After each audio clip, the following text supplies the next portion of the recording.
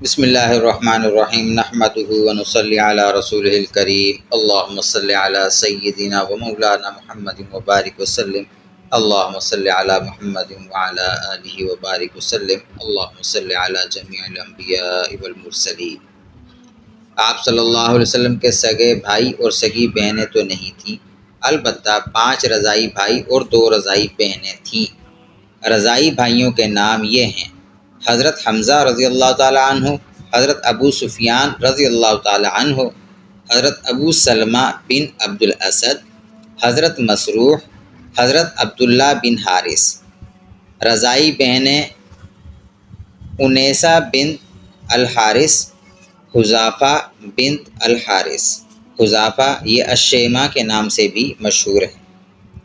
آپ صلی اللہ علیہ وسلم نے جب 2 سال کی عمر میں دودھ چھوڑا تو اس وقت آپ صلی اللہ علیہ وسلم کی زبان مبارک سے یہ کلمات نکلے: اللہ اکبر کبیرا والحمد للہ حمدا کثیرا وسبحان اللہ بکرۃ واصیلا۔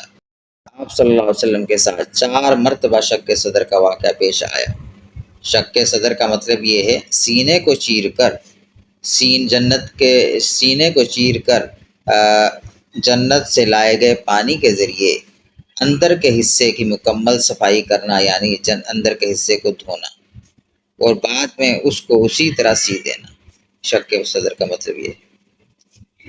پہلی مرتبہ آپ صلی اللہ علیہ وسلم کے ساتھ شق صدر 4 سال کی عمر میں ہوا، جب آپ صلی اللہ علیہ وسلم حضرت حلیمہ سعدیہ کے پاس تھے۔ دوسری مرتبہ آپ صلی اللہ علیہ وسلم جب 10 سال کی عمر میں تھے، مکہ مکرمہ میں شق صدر کا واقعہ ہوا۔ اور تیسری مرتبہ نبوت ملنے سے پہلے جب آپ صلی اللہ علیہ وسلم کی 40 سال عمر ہوئی تو اس وقت یہ واقعہ پیش آیا۔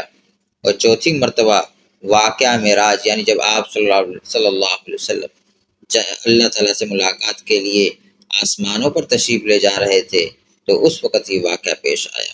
یہ 4 مرتبہ آپ صلی اللہ علیہ وسلم کے ساتھ شق صدر کا واقعہ پیش آیا۔ آپ صلی اللہ علیہ وسلم نے شام کا سب سے پہلا سفر 12 سال کی عمر میں کیا، کیونکہ حضرت ابو طالب جو کہ آپ صلی اللہ علیہ وسلم کے چچا تھے، تجارت کی غرض سے شام جا رہے تھے۔ آپ صلی اللہ علیہ وسلم اکیلے ان کے بغیر رہ نہیں سکتے تھے، جس کی وجہ سے اداس اور بہت پریشان ہوئے۔